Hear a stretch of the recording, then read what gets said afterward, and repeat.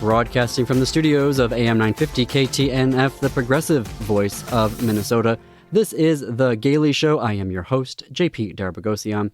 We are your answer to what is a queer thing I can read, watch, or go to in Minnesota and beyond for the week. And today I have some very special interviews. Up first is Charles Jensen. For those of you watching on YouTube, you can see I'm holding up a copy of his memoir, Splice of Life, a memoir in 13 film genres.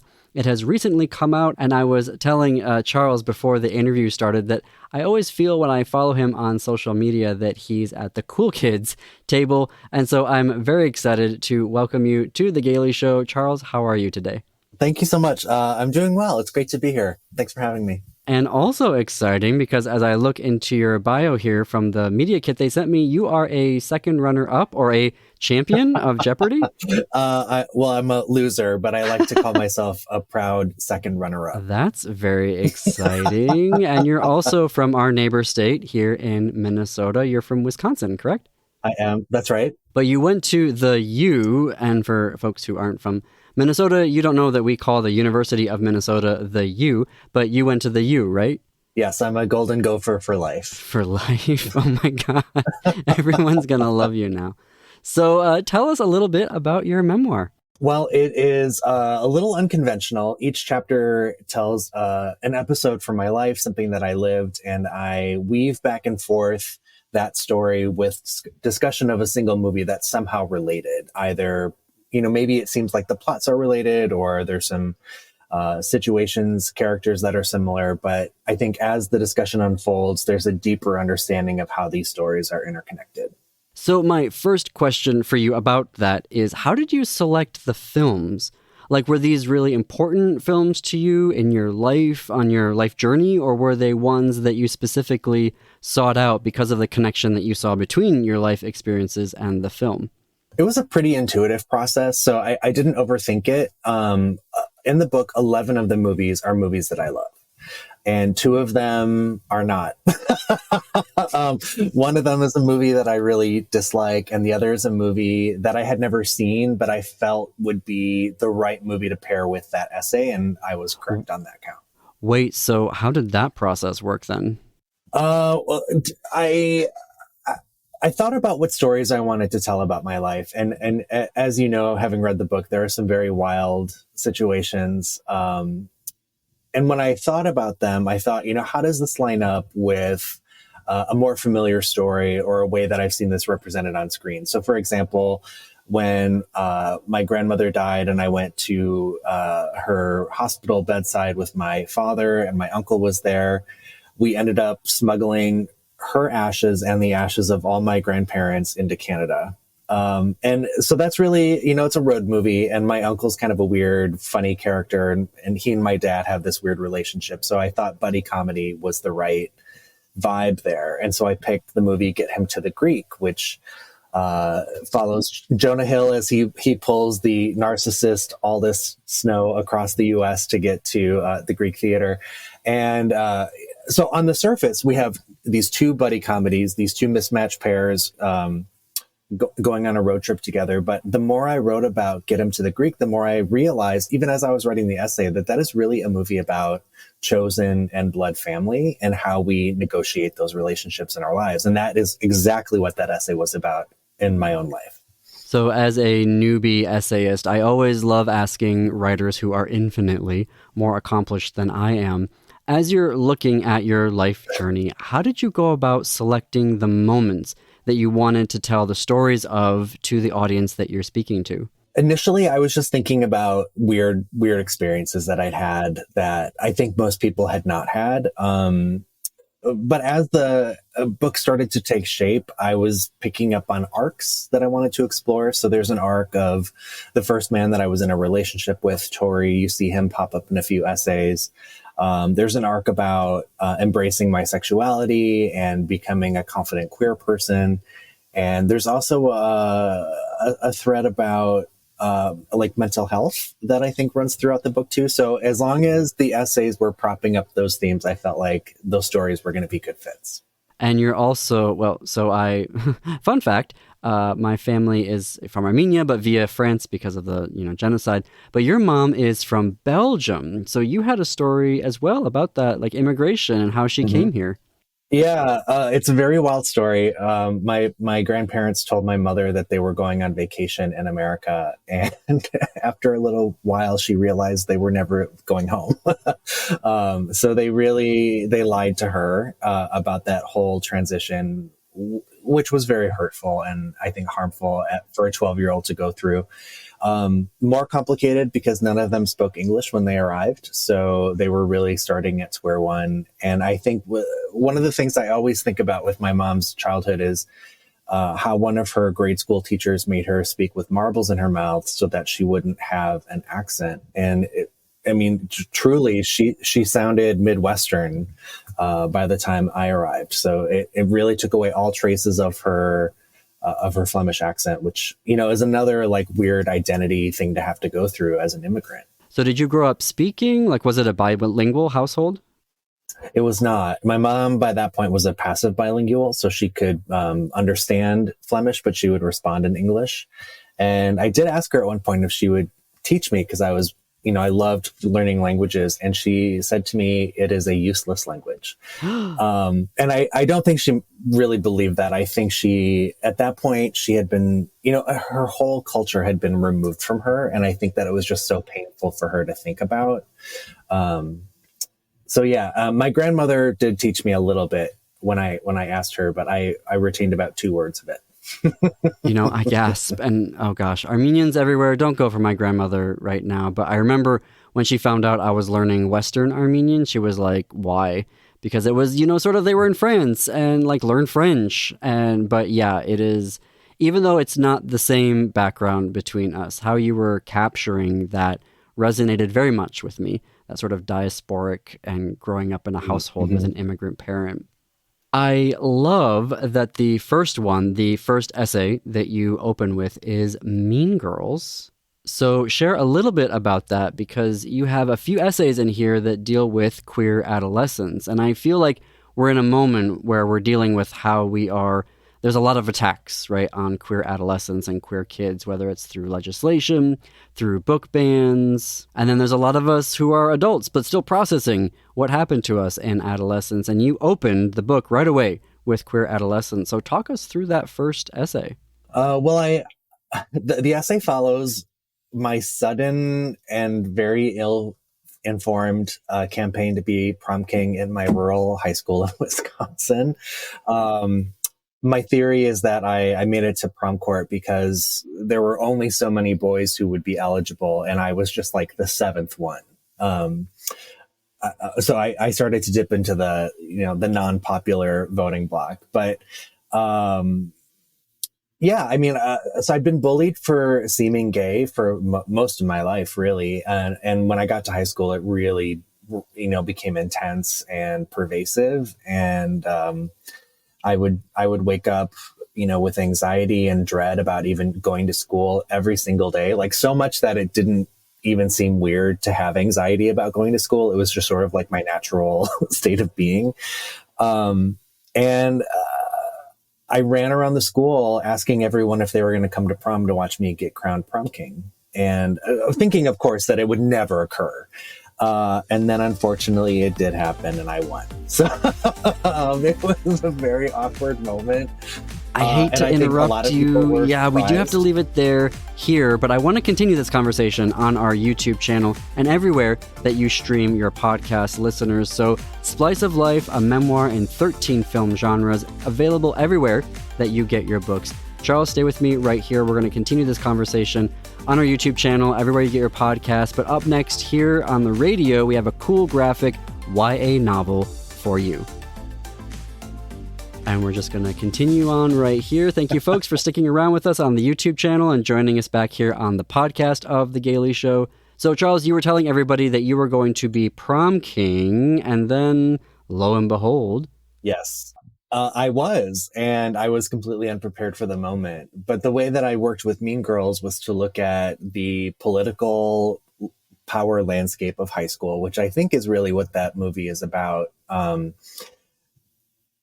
Plus, Katie becomes spring fling queen against all the odds. So I felt like that lined up as well. That was maybe what made me think of it initially. But as I wrote more about the movie, looking at how, first of all, every girl in the movie is a mean girl, including Damien. Not just the plastics. There was the power dynamic in high school is really predicated on punching down. And so everyone is striving to punch someone down to maintain their status, including the plastics. So yeah, it seemed like it lined up pretty well and brought some levity.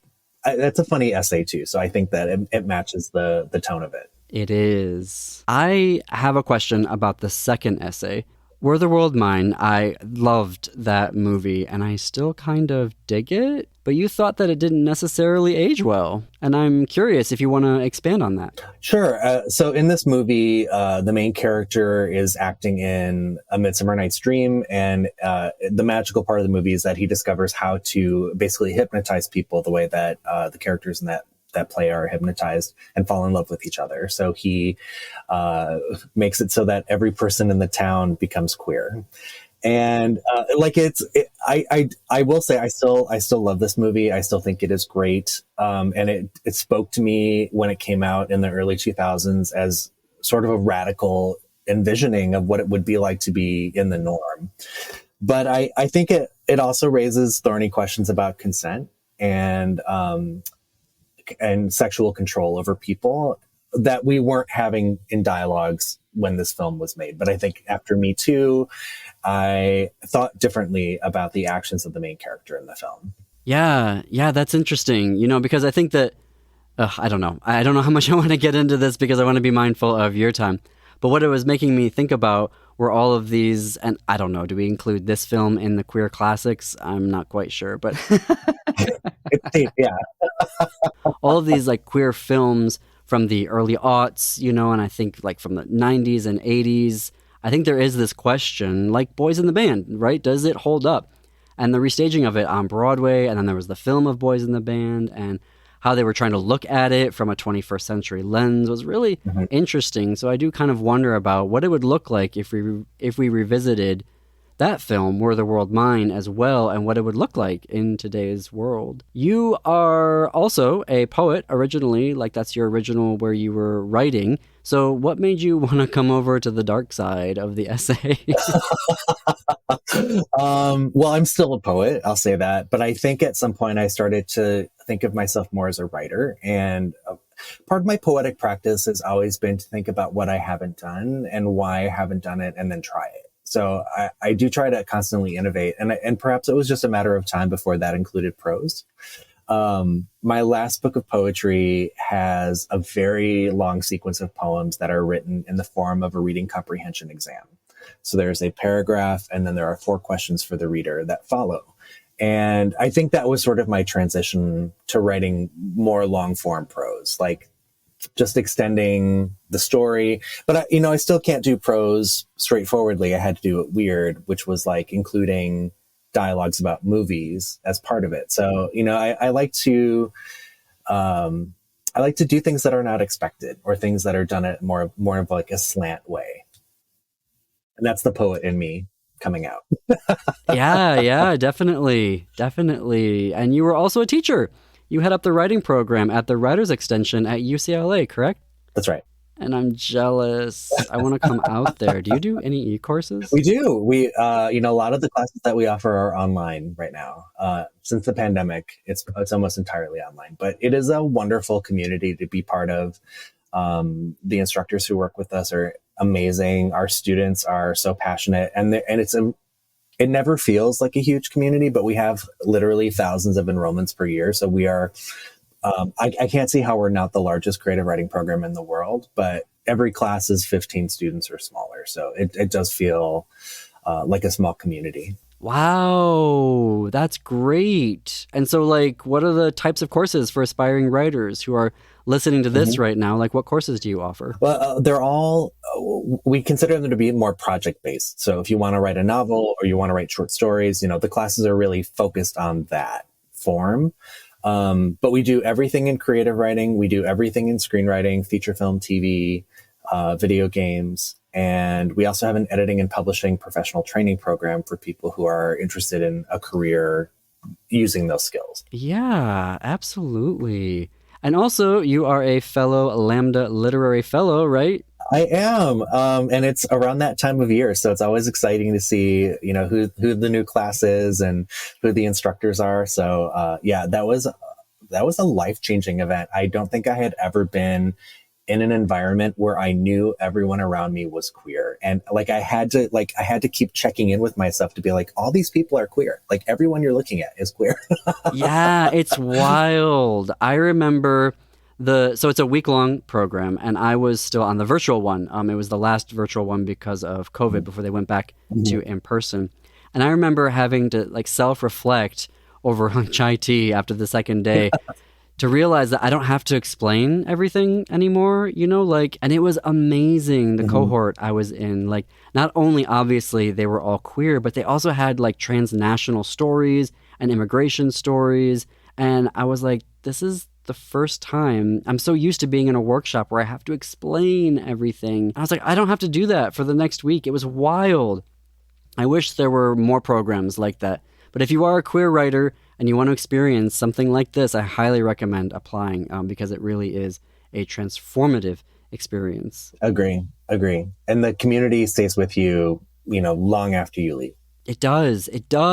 And it's so fun to watch folks get their essays published that they were working on in the cohort, or to be finally finishing up their manuscripts and getting them published and out into the world. So any queer writers, definitely look it up and apply for it. Charles, do you have any readings coming up or events that people can go to? I do. I'll be in San Francisco on July 11th at Booksmith with a host of very talented poets. And I do plan to read, because there's a little bit of poetry in Splice of Life, so I think I'm going to squeeze that into the event. Fantastic. And how do folks follow you on social media? I am active on Instagram at Charles Jensen, and I'm on Twitter at Charles_Jensen, because some other Charles Jensen beat me to that account, unfortunately. And your website is charlesjensen.com. It's charles-jensen.com. Again, another Charles Jensen out there thwarting me. Okay. Well, I mean, that's the beauty of having, an Armenian last name. No one is coming for that. Yes. Unfortunately, Jensen is the Jones of Denmark. So there's a lot of competition for me. Well, Charles, thank you for coming on The Gailey Show. I've really enjoyed our time today. Really, getting to know you and about your book, which is Splice of Life, a memoir in 13 film genres. Buy it at your local bookstore or indie bookstore. The big ones if you absolutely must. But thank you, Charles, for being here today on The Gailey Show. You are a friend of the show, officially. So the next time that you when you've got a new project coming out, or you're doing an event, or if you're coming to Minnesota, definitely let us know and we'll get you back here on the show. I will. Thank you so much. Okay, well, joining me now is Robin Easter with a graphic novel that is just in time for the summer because it deals with summer theater camp. This is such a delight for folks who are watching on our YouTube channel. I have my copy here. I'm holding it up. It is a delight of a novel, and I am really excited to have the author here with us, Robin Easter. Robin, welcome to The Gailey Show. Thank you for having me. It's so nice to be here. And as a former theater nerd, and I did go to college for it in my in a past life, I was always jealous that I never got to go to a theater camp when I was a child. So tell us about your new novel. So Upstaged is about Ashton Price. They are in the summer between 8th grade and freshman year of high school, and it is the last year of the theater camp that they've been going to for the past couple of years.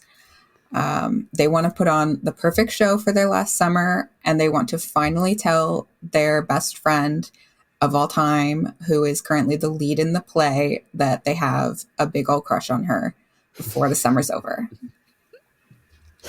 And as it's theater camp, hijinks ensue. Of course. And you are a former, if I'm reading your bio right, you are a former theater camp camper as well, right? Yes. I went to camp that had theater. I didn't go personally for theater, but then I did theater for school. And when I was a counselor at that camp, I had several theater students. So I got kind of a bird's eye view of all of the theater kid shenanigans and drama that ensued. And the illustrations are so special in here. I'll try to hold it up for folks who, again, are on our YouTube channel. How long have you been illustrating? Always. Yeah, I've been drawing just kind of forever. I just didn't know I was going to end up doing comics. I kind of thought I'd go into like animation or theater or something. But I'm really glad I ended up in graphic novels. They're such a perfect little space for what I like to do. And this is your debut graphic novel, correct? Mm-hmm. So what was that process like for you the first time doing it? It was scary because it's scary the first time you do anything. But it was a lot of fun. I really enjoyed the like freedom of writing and drawing my own project because I've done some other smaller things, but a lot of them I've had a writer or an artist I've been paired with, and I haven't had the freedom to do both. So I really enjoyed it. And so how did you, a question I wanted to ask. How did this work in terms of, did you like write the script first, or did you do the panels first and then the script came after that? Or was it just kind of an iterative process? I write the script first, but when I'm writing the script, I kind of have the layout of the pages in my head because there's theories about in making comics, like the hierarchy of the panels and the information that comes up on every page. So I'm always thinking about it when I'm writing. But it is a little bit of a give and take. If I write a page and I'm like, oh, but that's not going to work. Like that's too much information in all these panels. I need to push something to another page. So kind of both. Kind of both. And I mean, I'm an essayist, and that's being generous right now. So the idea of like the editing process of having to like go back in and like redraw, like, is that time? Like, what is that like when you're like, oh, this isn't working, or I got to redraw everything? Like, how does that work? It's annoying. It's frustrating, but I think a lot of being an artist for me, both in the visual and writing sense, is wanting to get it right. Especially in telling a story like this, I was like, I want this to be as good as it can be for my first book. Obviously, the next one will hopefully get better because I'll be getting better. But your debut is pretty good. So don't sell yourself short on that one, because it is a delight to read. And I was getting I know it's for middle grade readers, but I was getting such a kick out of it, even as an adult, because I'm like, partially because I'm like, I wanted to go to theater camp. So it was fun to kind of like, live that experience through the novel. I am curious though, like what about, what do you feel like you learned about queer adolescence as you were going through, writing and illustrating this project?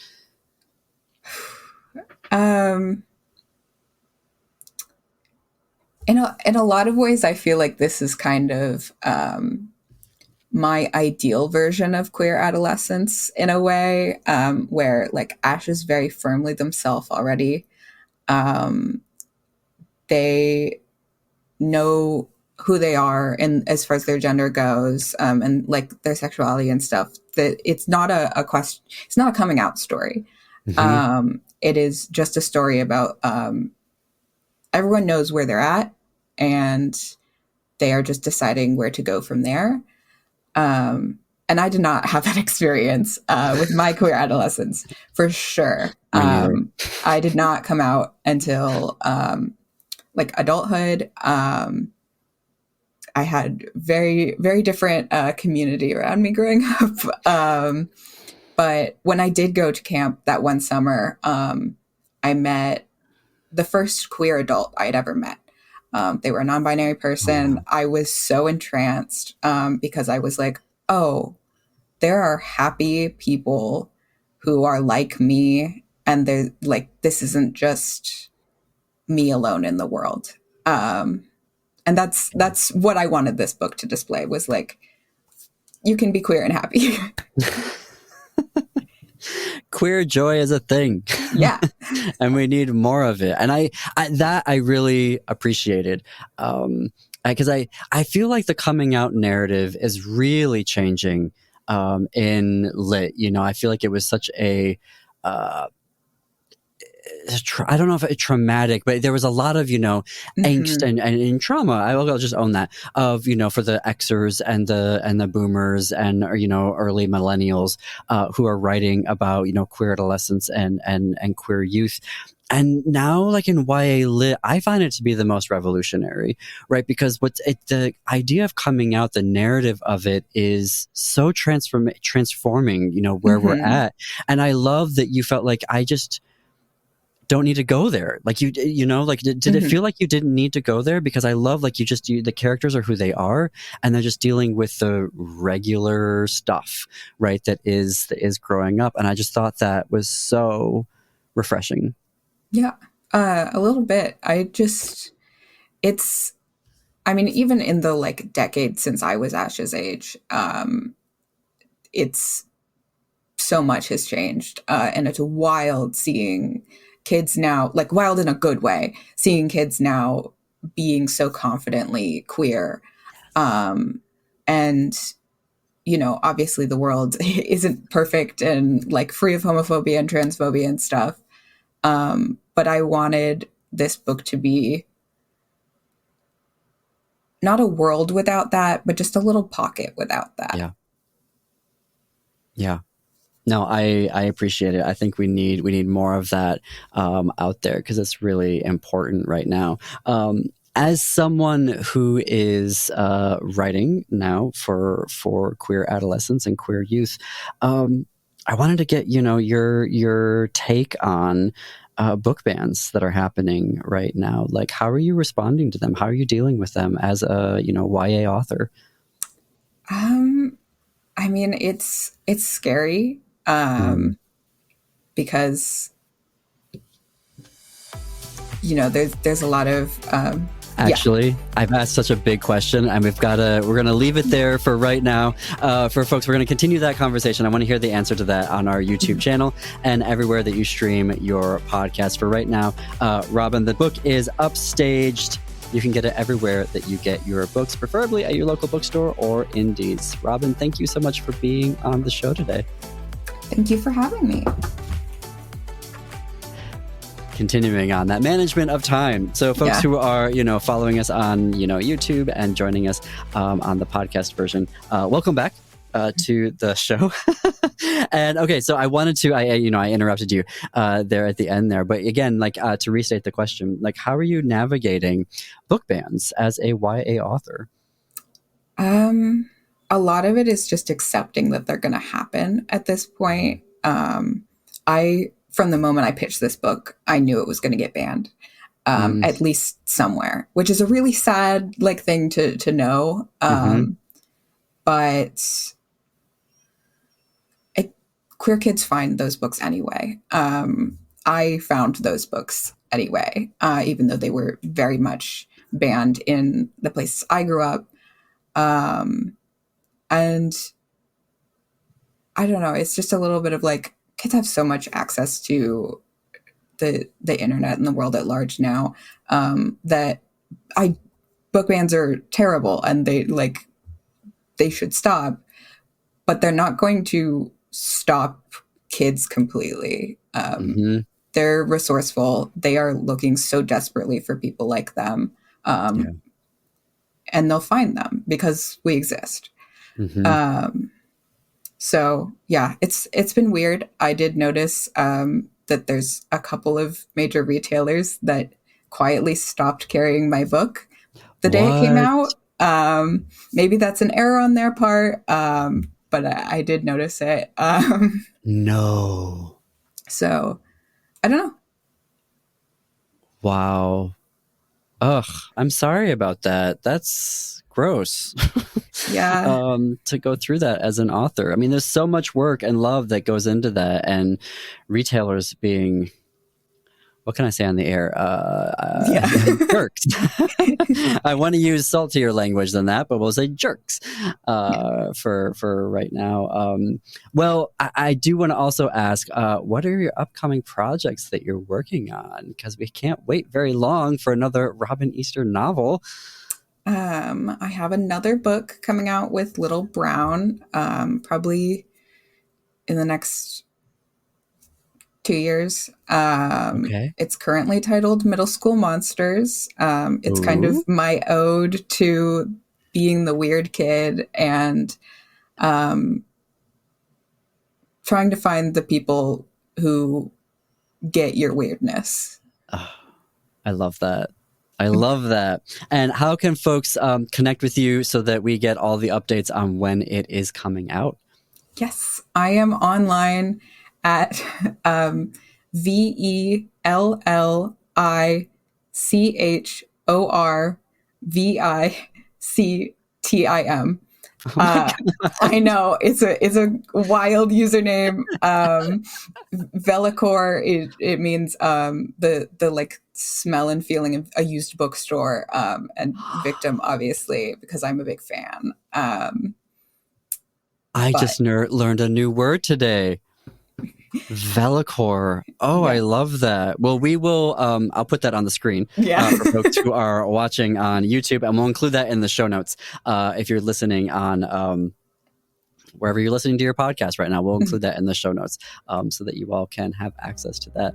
Robin, it has been such a delight to get to know you just in this little space that we've had together. When that book comes out, or if you have other projects that you're working on, come back on the show. I want to talk all about it. Gladly. Okay. We'll talk soon. Congratulations on your new novel. It is Upstaged.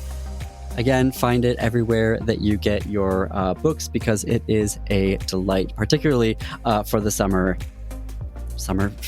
reads. So thank you again, Robin, for being on the show. Thank you so much. And that's our show for today. Our podcasts are executive produced by Jim Pounds, production support provided by Brett Johnson, marketing and advertising support provided by Chad Larson, Laura Headland, and Jennifer Ogren. Follow us on Instagram. We are at @the_Gailey Show. You can watch us anytime on our YouTube channel, stream our shows on your favorite podcast app, and visit us at thisqueerbook.com or am950radio.com. And until next Saturday, see you queers and allies in the bookstores.